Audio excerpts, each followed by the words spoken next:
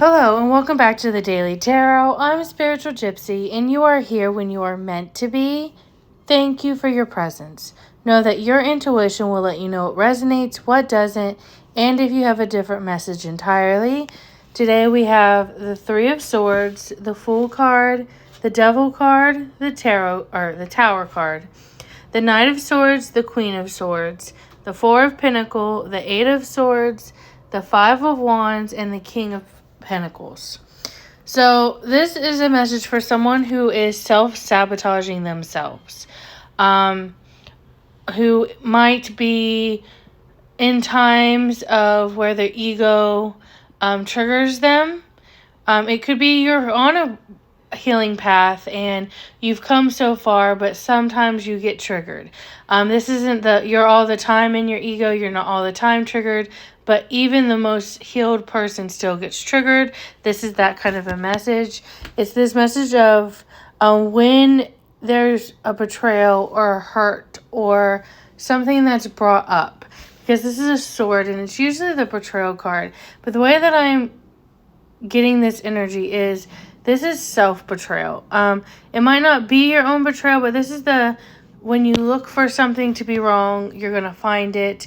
When something comes up and you think too much into it, you get into a series of thoughts that pull you and drag you away from where you're heading. It gets you off course. It gets you off focus.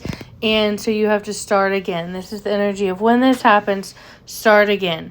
And it's tempting to think that anytime this happens, it's a tower moment, that you've lost all your progress, that you're starting again, that you're back to square one, that you're doing things that you used to do that you thought you were healed from, and that you need to start over, because this is a tower highlighting the devil. So it almost seems like wanting to start again, wanting to fail and start over is the temptation in this energy. And it's saying in that time when you have that happen, to hold on to your truth and get back to your center quickly. Get back to your thought process, back to your true thoughts, not the ones that have been triggering you and pulling you away, and rest. Allow yourself to rest. This is whatever kind of rest your body is calling for, your spirit's calling for, your emotions are calling for. It's calling you to center back, rest, and allow the emotions and the thoughts to kind of come in balance here, kind of like equal.